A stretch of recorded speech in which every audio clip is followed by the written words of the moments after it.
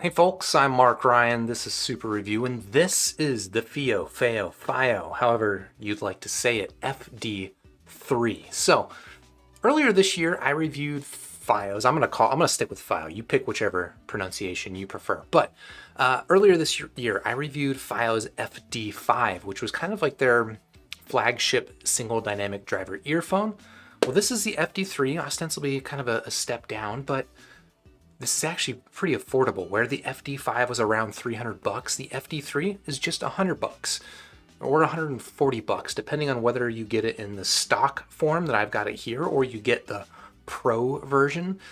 From what I can tell, the only difference between this and the Pro version is that the Pro version comes with a different cable. And we've talked about whether or not we think that cables make a difference here. And I'm saying I'm just talking about me. I'm not really a big believer that cables make much of a difference. So as far as I'm concerned, I've got the Fio FD3, but yeah, so this is going to be just kind of a first look video. We're going to unbox the FD3 and then I'm going to throw it on my measurement rig and see what the frequency response of this IEM is. I have not heard this IEM. I don't know what it sounds like, so this is not going to be a full review. If you want the full review of the FD3, that will be coming. Shout out to Fio for sending this in for review, by the way. Just subscribe to the channel, ding the YouTube bell so that YouTube lets you know next time I'm live, and maybe that next time I'm live will be the review of the FD3, but I gotta spend a couple of weeks living with it. So without further ado, like all my other videos, this is a live stream. If you're watching now live, you have a question about the FD3 or anything else that we talk about, please do drop it in the live chat. At the end of the unboxing and the measurement and stuff like that, we'll have a little back and forth conversation in real time. But for now, let's just go ahead and dive to the table and take a look at the Fiio.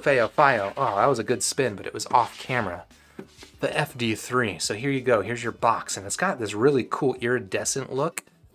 Yeah, that's definitely coming across in the camera.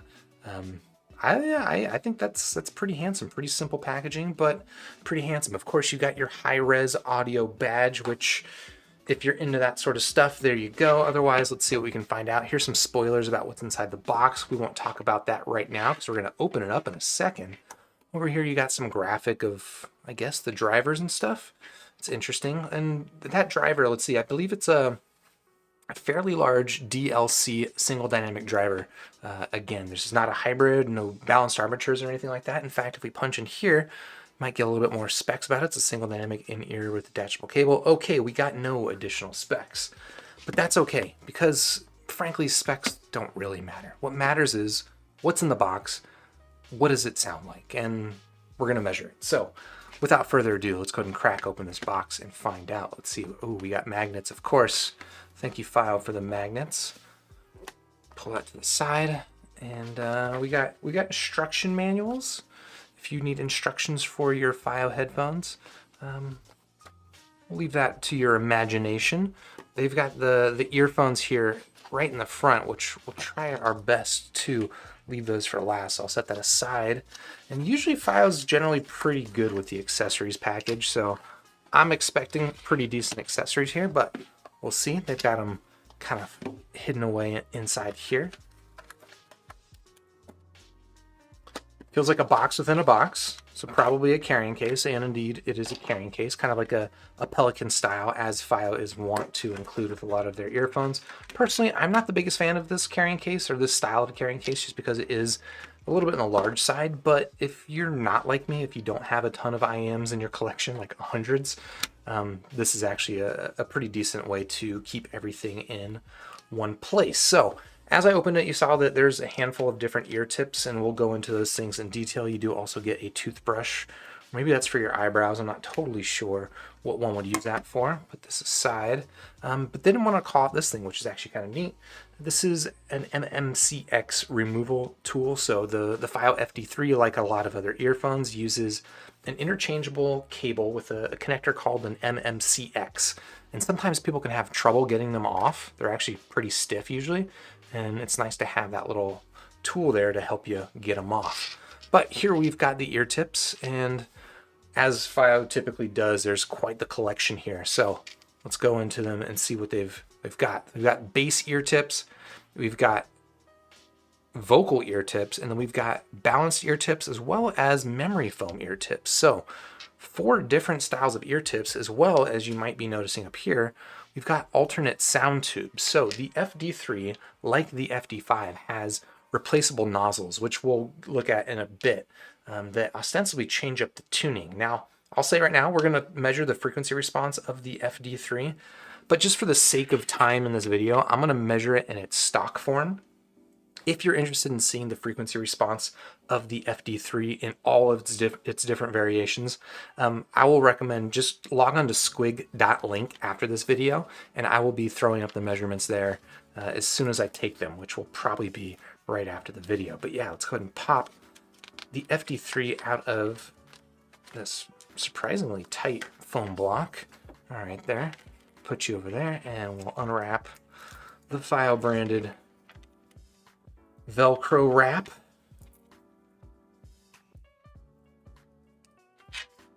I've got so many of these branded Velcro wraps.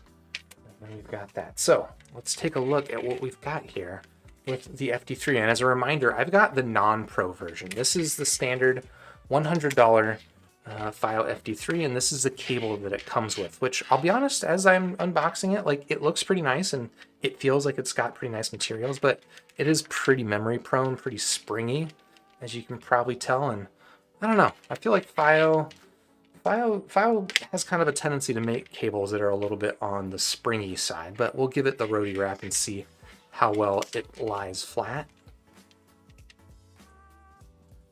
And I think feeling it's actually going to lie flat pretty okay. There you go. That's a pretty nice little roadie wrap there. Let me undo that roadie wrap though and take a look at what we've got here. The Y split on the cable, pretty standard Y split with an integrated chin cinch. That is an actually functional chin cinch. Thank you, Fiio.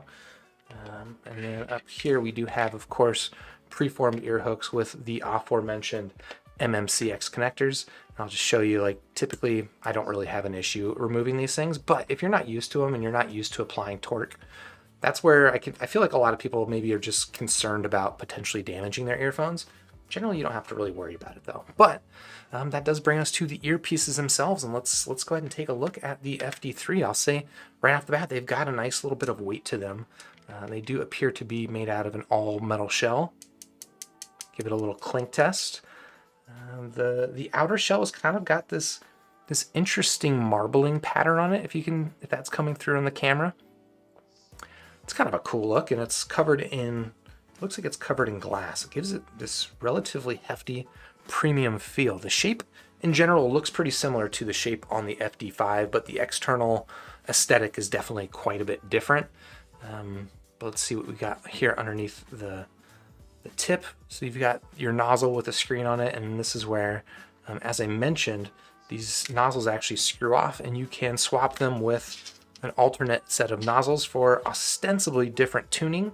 How much it changes the tuning, that's kind of to be determined, but again, I will make sure that is up on squig.link for your perusal, for your comparison, and I'll be sure to mention it too in the full review. But that's what you get with the Fiio FD3 for a $100 package. Honestly, not bad. I would say, you know, more than a typical substantial case. You get the toothbrush, which is cool. You don't always get that. The MMCX connector removal tool, 4 different sets of tips, which is awesome. The swappable nozzles, nice metal earpieces, and this cable, which, again, it looks nice, but it's a little bit on the stiff side. But yeah, that is the Fiio FD3. If you have any questions about this, please do drop it in the live chat right now. But for the moment, what I want to do is pull this guy into camera. So this is my microphone. This is what I use for making frequency response graphs. And what we're going to do right now is we're going to, in real time, measure the frequency response of the FD3 and compare it to some other earphones. So if you're not already familiar with this, let me jump over here to squig.link. This is my website where I upload frequency response graphs of all the different IEMs that I review. And if you're interested in diving into them, let's go and, as an example, look up the FD5. Right, we can pull that up. Here's the frequency response of the FD5. It's what it looks like. And if you want to know how to interpret this data, take a look at this tutorial section that I have underneath of it, right? So if you're wondering, you know, what is this big bump here in the bottom? That is mid bass and sub bass. And what do those things mean? Well, I've got little descriptions here, kind of give you my take on what sub bass and mid bass mean for music and ostensibly for just kind of the general enjoyment of an earphone. But that is neither here nor there, because what is here is this. This is the software that we use for making frequency response graphs. And without further ado, I'm going to go ahead and attempt to graph the FD3. And sometimes I'll just warn you, this can take a few different attempts. Hopefully you'll bear with me, but let's see what we can do. All right. Looking good over here. Go ahead and hit measure and be quiet for a second.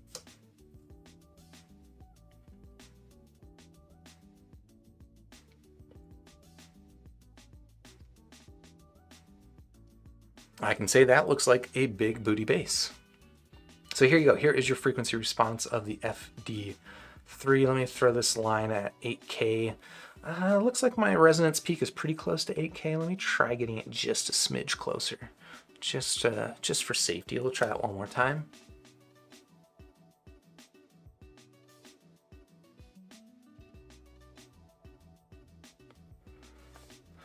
And I think I overshot it on that one, so I'm probably better off with the first measurement. But yeah, there is your Fiio FD3. And I'm gonna go ahead and start doing this now too, is I'm gonna start measuring the right channel as well, so that we have both the left and the right channel, just in case one of them is a little bit funky or something like that. And sometimes there is some pretty typical variance between the left and right channel, but hopefully if all goes well, not too much.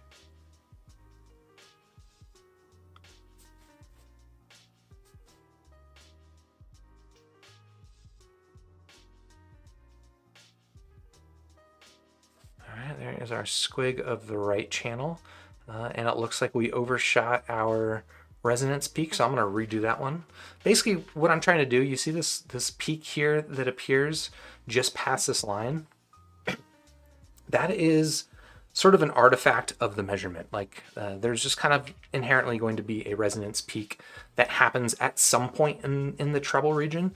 And what I and a lot of other measurers try to do is try to get that consistently to happen at 8,000 hertz so that it's just kind of the same place for every earphone.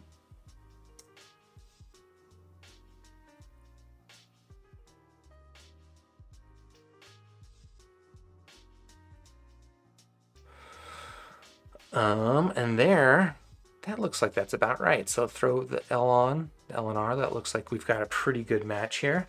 And let me go ahead and upload this actually to squig.link in real time, so that we can do the comparisons in the tool. It's a little bit easier to read there.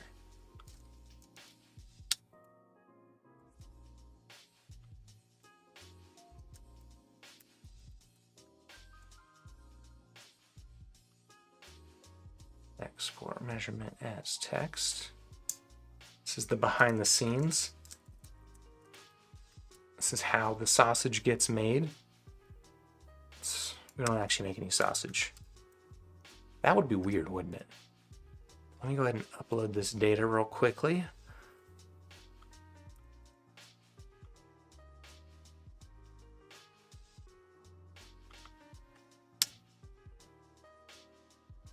Almost there.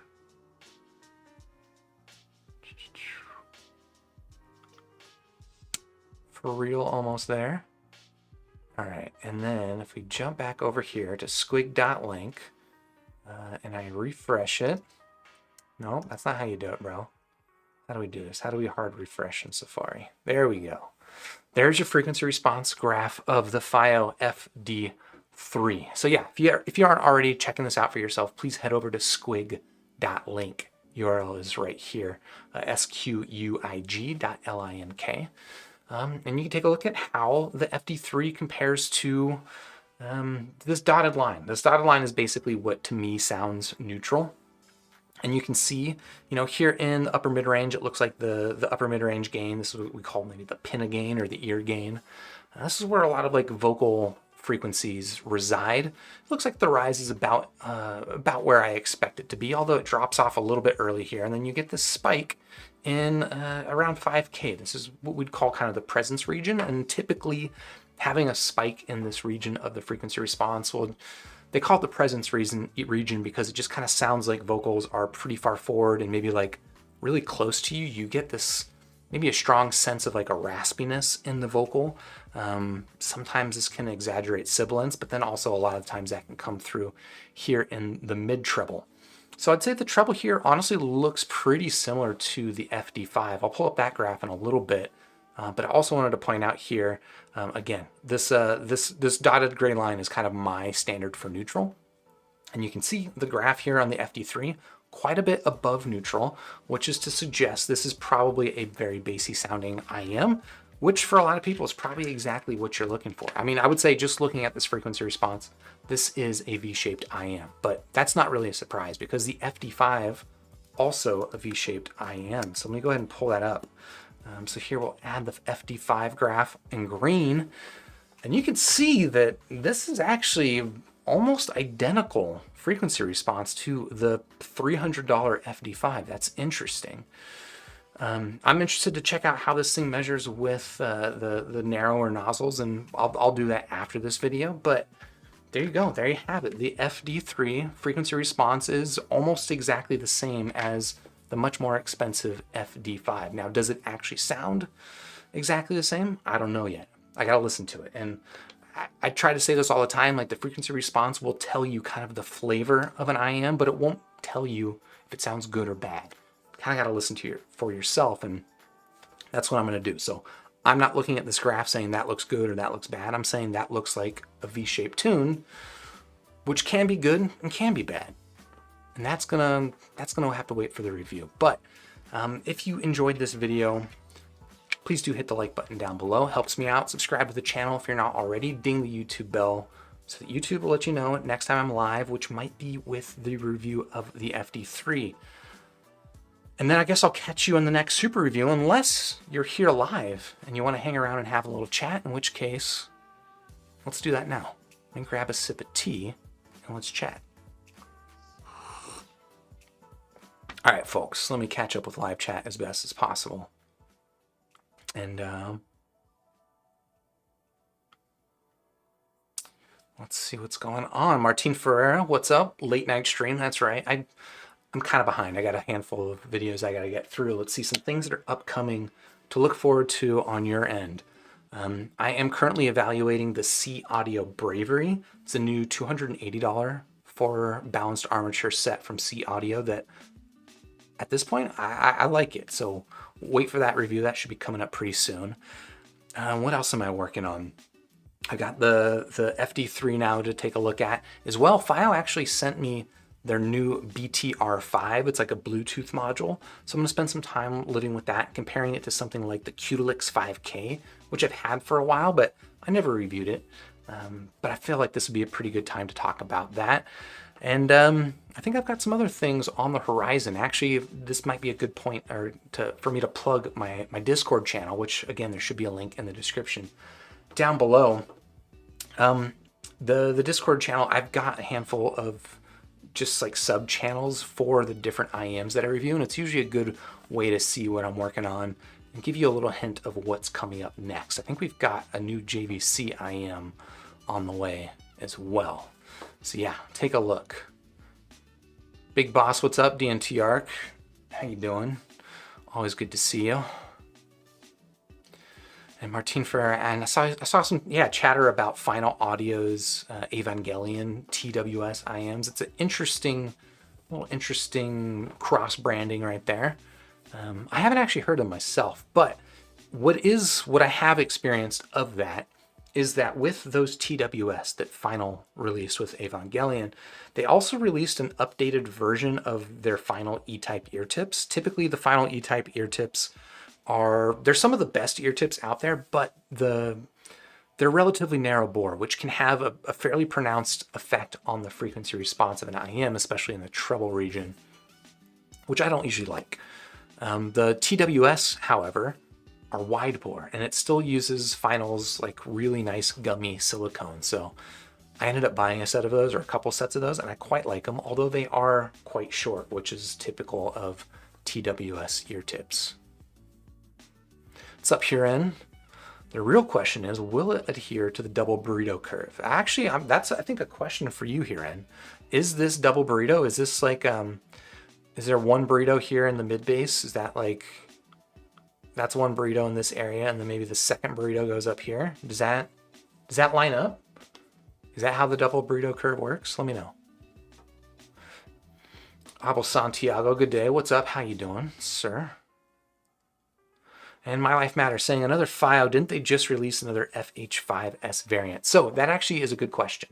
I mentioned that the FD3 here comes in two different flavors. There's a standard version that I've gotten, and there's the Pro version that comes with a different cable. They've also released the Fiio FH5S, another earphone I reviewed earlier this year.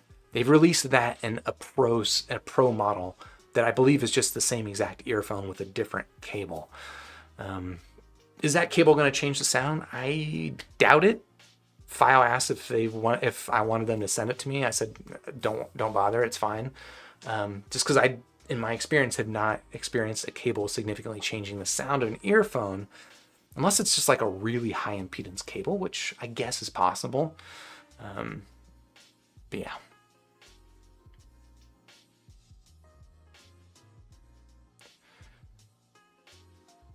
What's up, Rafi?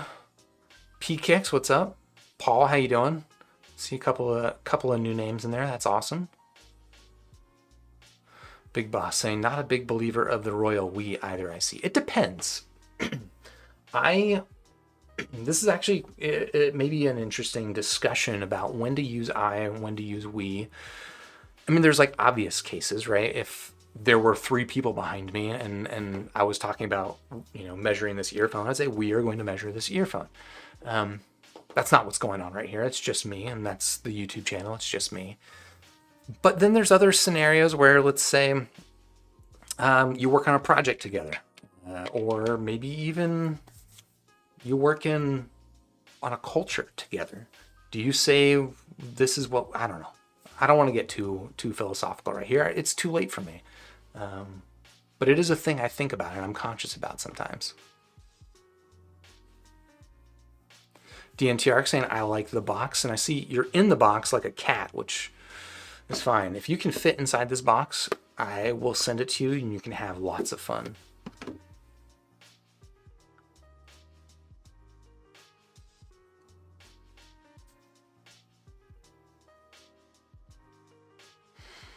Paul saying the toothbrush is most likely to clean the ear tips. And yeah, I apologize for making the same really terrible joke every time. But yeah, these things are made for cleaning your earphones because these things do go inside your ears, and ears are, we don't talk about it too much. And when I say, I just did the we again, I don't talk about it very much on this channel, but ears are gross. So yeah, I guess it's nice to include something like this, but I don't know. Frankly, I've never really used these. I tend to use alcohol wipes. I have a big box of hundreds of alcohol wipes.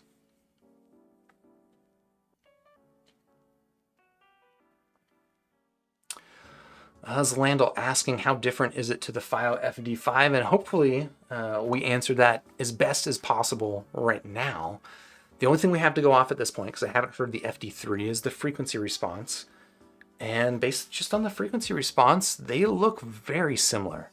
I mean, it almost looks identical, frankly. Like this to me kind of seems like this might be Fiio's version of, like what Tanchjim did with the Oxygen. It was like a $300 single dynamic driver earphone, and then they released the cheaper Hana 2021, which has almost identical tuning. In fact, again, we can use this tool to show you, right? So here's what a $300 Tanchjim looks like in its frequency response, and here's what a $180 Tanchjim looks like. It's almost exactly the same, and it feels like the Fiio FD5 and the FD3 is kind of Fiio's version of this, which is interesting. I'm not mad at them. If you get the same sound and people like that sound, and you get it for a third of the price, who's to argue with that? Also, maybe worth talking about right now, Fiio also recently came out with the FD7, another single dynamic driver earphone. I don't know what that frequency response looks like yet, but that's actually even more expensive. I believe that's a $600 or $700 single dynamic driver.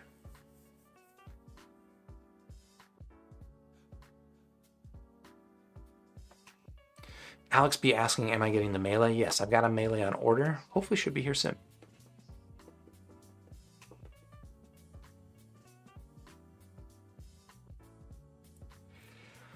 Soropashi, can we get a review of the Zishan Z2, the one that it's in your collection? Couldn't find a proper review of the player. Interesting.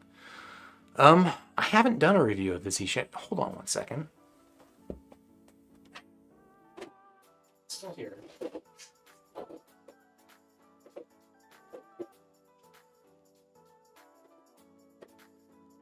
Still here. Don't worry. Still alive. All right, here we go. Thanks for waiting. Yeah, I've never actually reviewed the Zishan players, but here I've actually got the Z2 and the Z3.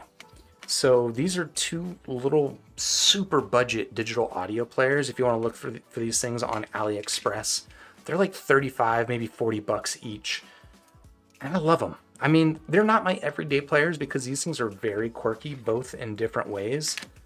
Let's see if I can even turn this one on. I don't know if I've got power in this thing. Oh, it does got power. I can turn that thing on and take a look at it. I don't believe I have a memory card in here, so there's no music on it, but you can take a look. The screen, okay, we're in Chinese. There is English, and I normally have it in English, but let's see. Can we? Let's see.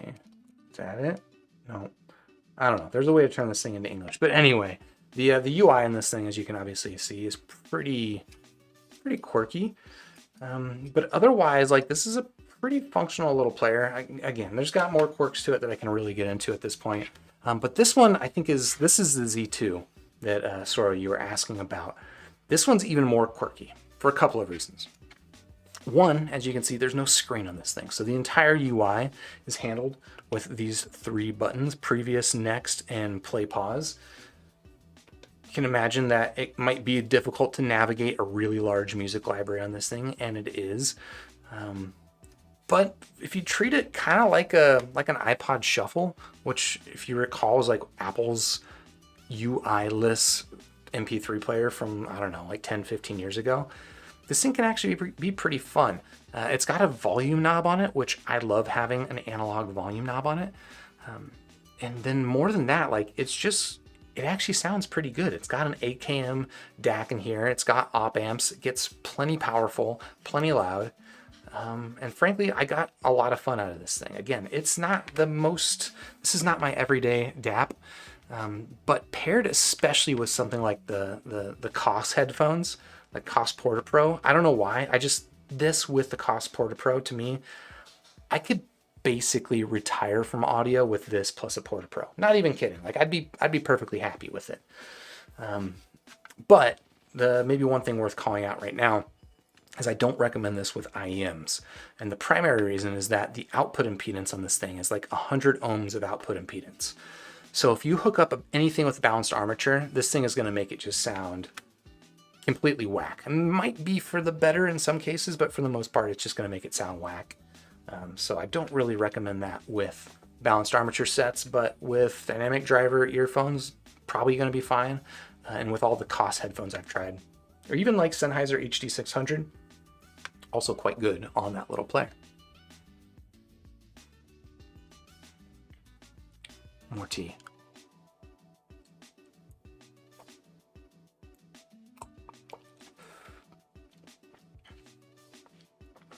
Alex B, ever heard of the TFZ Balance 7? I have not, no. He said it's a planar IEM. Interesting. Planar IEMs don't have the best reputation at this point, unfortunately. I don't know, it seems like it must be especially difficult to tune planar drivers inside of IEMs. I don't know anything about building IEMs. I just know that the frequency responses that you see out of a lot of these planar drivers they don't all look great. I mean, some of them look okay. In fact, I think the Tin Hi-Fi P1, which was the first planar driver IEM I ever heard, I actually think the frequency response on that is actually quite good. But there's some funky ones out there, including like the Odyssey iSign stuff that I see also talking about.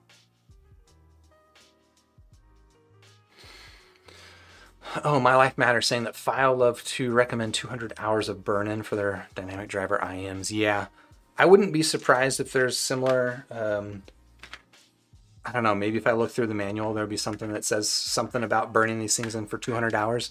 Just an FYI, look, burning in for 200 hours is a long time. A long time. That, like, I did an intentional burn-in of the FH5S when I reviewed that, and it took me like over a week of just letting it run on loop on my desktop setup here, which was kind of a pain in the butt because then I couldn't use my desktop setup. So yeah, 200 hours of burn-in, that feels like a really unrealistic thing to ask a consumer to do, in my opinion. And Alex B, I have not heard the Zalento, no.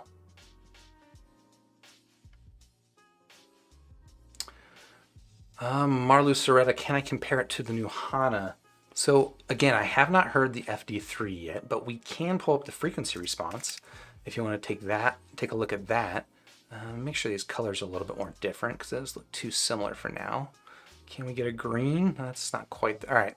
Hopefully that shows up with plenty of contrast. But yeah, here's what the new Tonstum 2021 HANA looks like versus the Fiio FD3. Both of these I would describe as V-shaped tunes, although you can see here, especially in the mid bass, the FD3 looks like it's going to come through with a more authoritative, thicker mid bass, which might also have the effect of bleeding a little bit more into the mid range, the lower mid range and stuff. But we'll see when I actually listen to it. And then here in the upper mid range, this is actually a pretty significant difference that you see right around here, where the FD3 has this little dip and then another peak to 5K. And the HANA has a little bit of that going on, but it's not nearly as pronounced. So this here, that's like a good 3 to 4 dB difference. So I think what that's going to do is that's going to have the effect of making the lower treble on the FD3 a little bit more pronounced than it is on something like the HANA. But then again, we're just really talking about the tonality here. Really kind of curious to see how does that, if at all, play into the actual listening experience.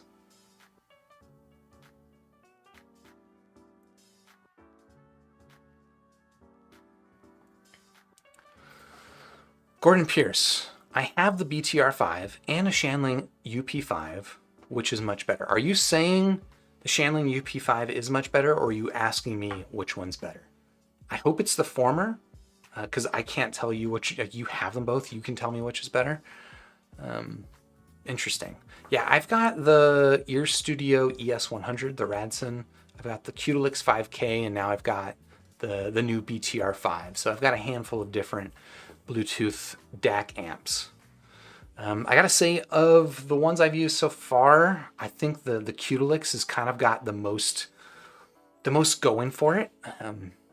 There's something I don't love the buttons on it, but apart from that, like the app and the control that you get in the equalizer is exactly the reason I bought it, and it's really pretty good.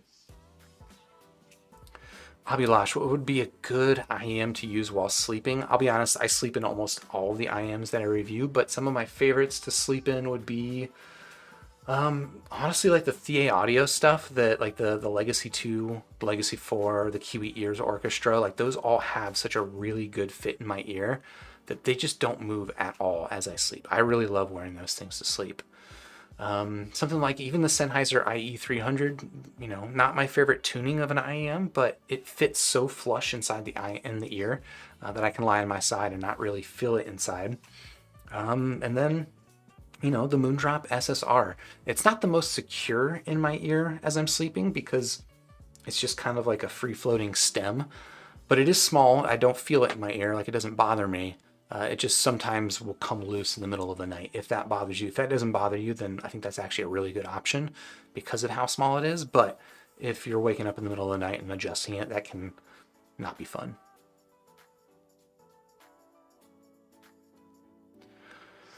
Michael Rickey is the BTR5 new batch. Yeah, it's one of the new ones with the ESS DAC inside of it, as well as the MQA support, which I don't use MQA, so that doesn't matter to me.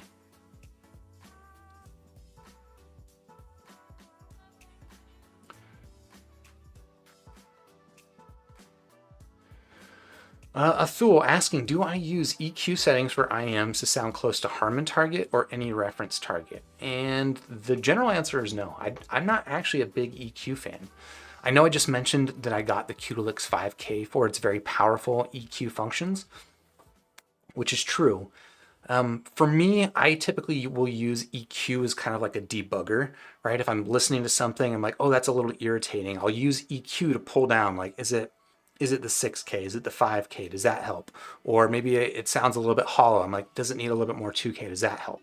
Like, that's kind of how I use EQ. I use it to like debug my audio experience, not necessarily to make an earphone or a headphone sound like something that it's not.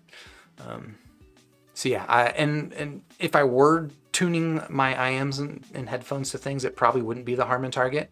For me, the Harman target's just got a little bit too much bass.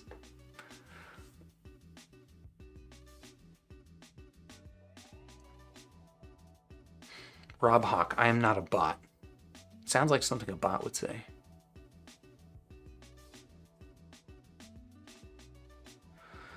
Soul Moose, hi.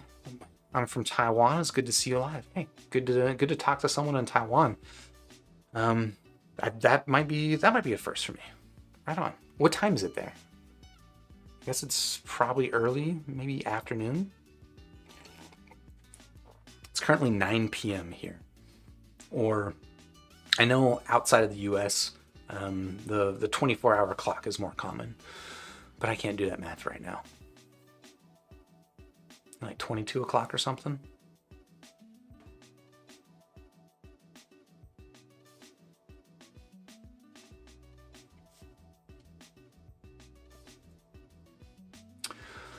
Victor P saying, I also didn't think a cable would make any audible difference. I bought a TRN T2 and used it with my Dusks. Felt STH was off, compared them back and forth many times, and I could swear the TRN cable made cliffhanger.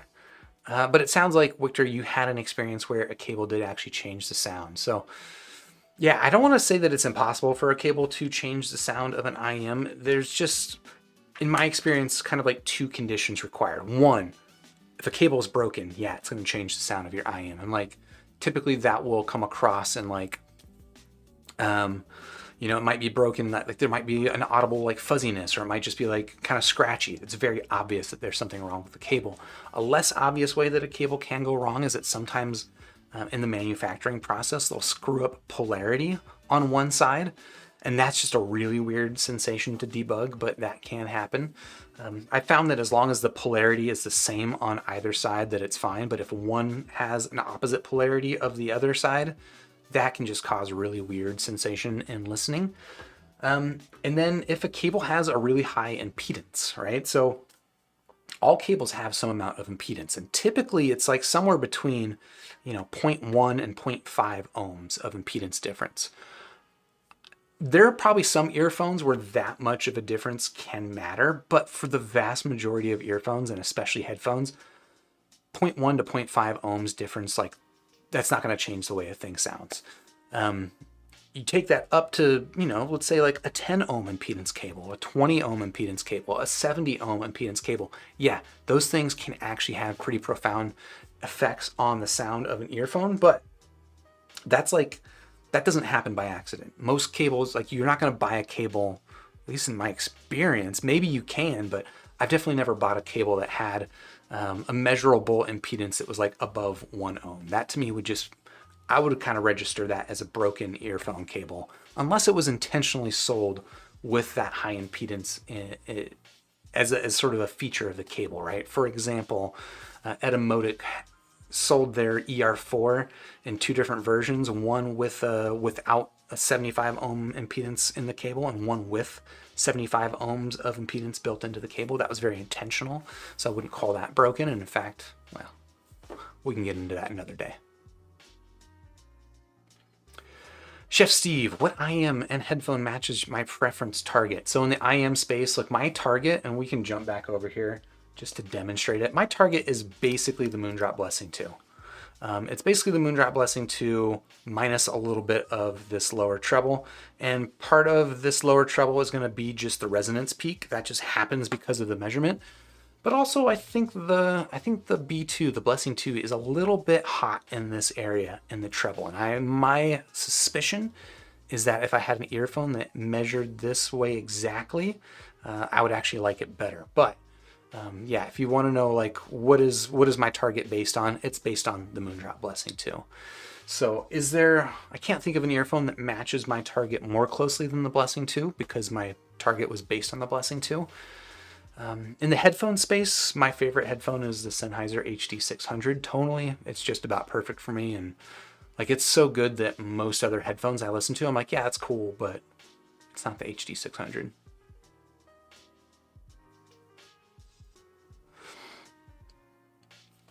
To Chick, thank you for the super chat asking any over ears as good as variations with big soundstage. So I'll just answer this up front and say like soundstage to me is either a thing I don't really hear or it's just not that important to me. Because a lot of times when people describe a particular headphone or earphone as having a particularly wide soundstage, sometimes like I know what they're talking about, but a lot of times I honestly have no idea what people are talking about.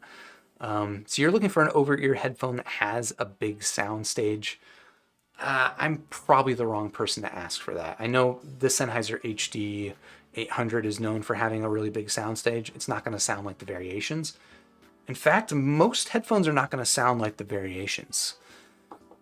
Ooh, this is actually challenging for a couple of reasons. So, my recommendation would be the Sennheiser HD600 because Variations I interpret as basically neutral, kind of a leaner version of neutral. Maybe you'd like the 560S a little bit better because I would also describe as a leaner version of neutral. Yeah, actually, that was that was me in real time coming up with a recommendation. I think the Sennheiser HD 560S might be the closest that I can think of. It's just kind of a lean neutral with a decent bass presence to it, which is how I would describe the Variations. But what I was going to say is that there's a challenge with matching IEMs to headphones in that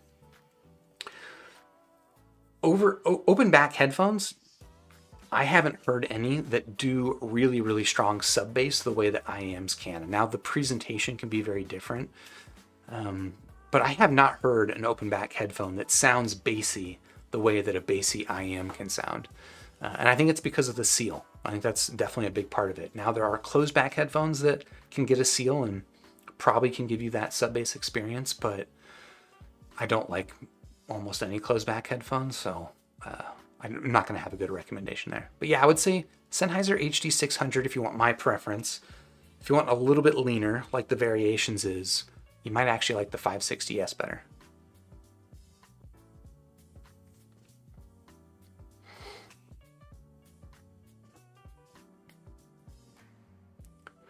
Clean asking, do you know of a single dynamic driver IEM that can handle fast-paced music like EDM well?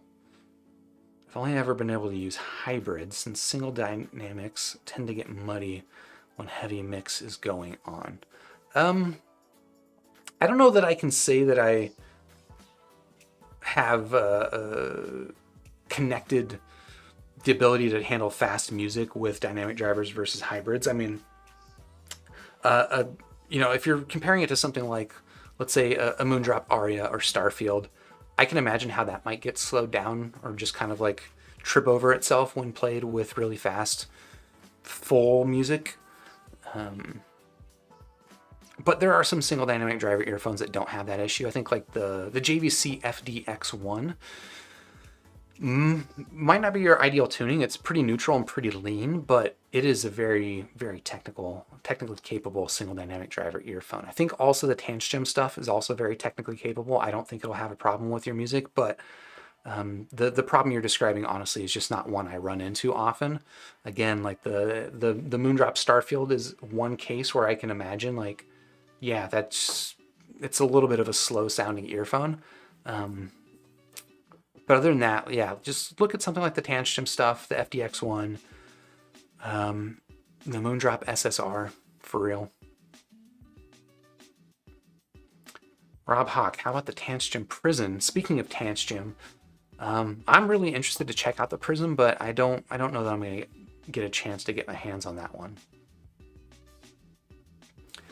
Leandro, great vid as always, and still waiting for your thoughts on the Thea Audio Oracle and Excalibur because you actually like the EST. So unfortunately, I have not heard the Oracle or the Excalibur, and again, I don't know that I'm going to get a chance to hear them anytime soon.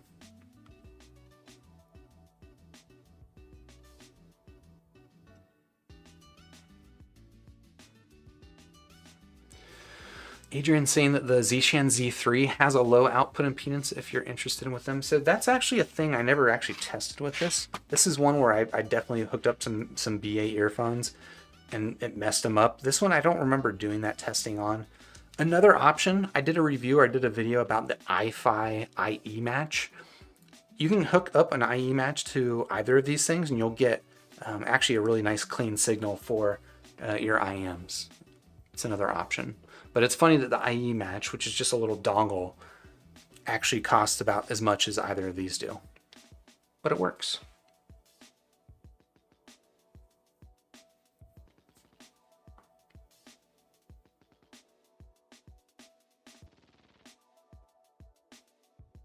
Shenzai, how's it going? Good to see you there.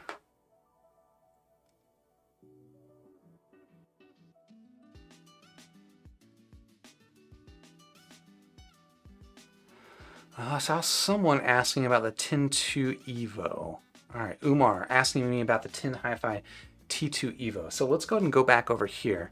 So I actually have the Tin Hi-Fi T2 Evo on hand, and this is what the frequency response of this is. I don't know that I'm planning to do a review of this one. My initial impressions is that this is a very bright sounding earphone. I find it quite tonally skewed. Not my favorite sound, but it's not that bad. It's just kind of like, this feels like, I'll pull this up as an example. This feels like Tin Hi-Fi's version of the SSR.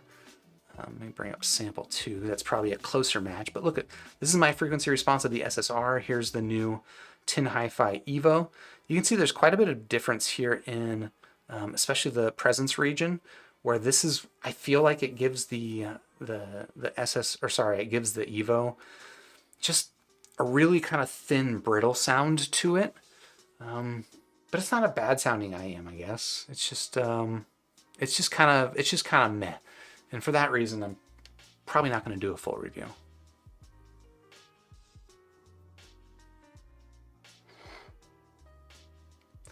Nico, what is the best IEM for a bass head? I don't know. How much money you got, bro?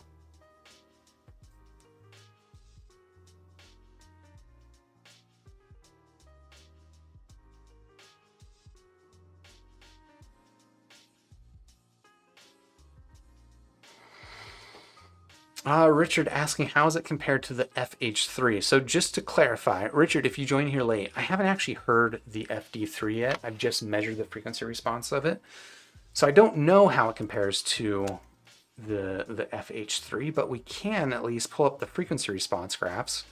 And again, we got matching colors. Bro, give me some different colors. That green is atomic. You know what we're going to do? We're going to hit this recolor button. All right, so there we go. So this is what the frequency response of the FD3 and the FH3 look like. So the FH3 here in green, and you can see that the FH3 is generally just a more mid-range focused tune. Like, I pull that up. This is just kind of like a relatively kind of warm, neutral mid-range tune with a really nice sub-bass emphasis. Whereas here with the FD3, this is your more traditional V-shaped tune, thicker bass. It's going to have a kind of a thicker mid-bass wallop to it. And it looks like it's probably also going to have a little bit more of this lower treble presence region emphasis that will give it a bit of a hotness to it. That's what we can tell based on the frequency response, but again, I haven't heard it, so I can't say for certain that that's actually what it sounds like. Chris432 saying same here. Soundstage does nothing to me. Yeah, I mean, there's like sometimes I hear something, I'm like, it feels a little bit bigger. To me, I get a sense of like a 3D sense, like that sounds are coming from specific points rather than just kind of like this big blob of sound. I definitely get that sort of distinction. But when people describe something as having a really big soundstage and then something like the HD600 having a really small soundstage, and to me, like whatever difference they're describing is not obvious. So that's kind of how I land on that stuff.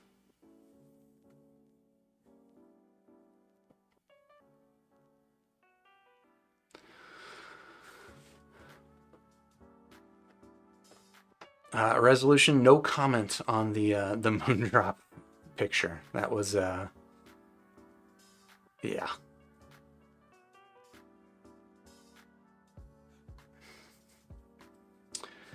And the cheek, yes, I am planning to review the Melee. That should be coming hopefully soon.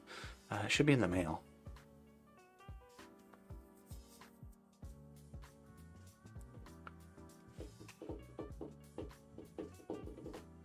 Big Boss, would you do a compilation of meh IEMs in one video? I was saying the who's the worst doesn't sound very fun.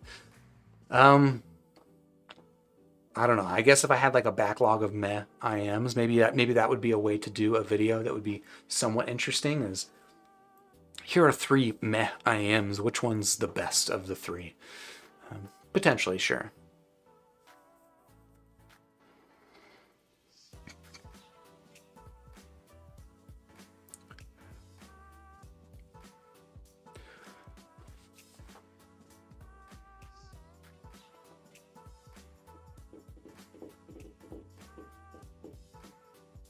Mahmoud, what's up? Happy to be with me live again. Hey, I'm happy to have you live with me as well. I'm happy that you're happy. And yeah, Vivek Roy, you're saying you're looking forward to the FD3 versus the FH3, and I think that comparison will be very apt because the FD3, this is a $100 earphone. The FH3, which is still probably like one of my top picks, maybe my top pick at around 130 bucks. So this thing I feel like is competing directly with their own FH3. So I'm definitely going to be sure to make that comparison in my review, which will probably come within about a week or two. Kayade, good to see you there in chat, but I think this is unfortunately going to have to be the end of the video again. It's about 9:22 p.m. here, so I'm going to start winding down for the evening, but I want to thank you all for hanging around, having a chat. If you're interested in checking out the Fiio FD3, I do have a link in the description down below. And again, shout out to Fiio for sending it in for review. While you're down there, please do hit the like button, subscribe to the channel. If you're not already, ding the YouTube bell, and then join the Discord server, and I'll catch you on the next super review. Have a good week.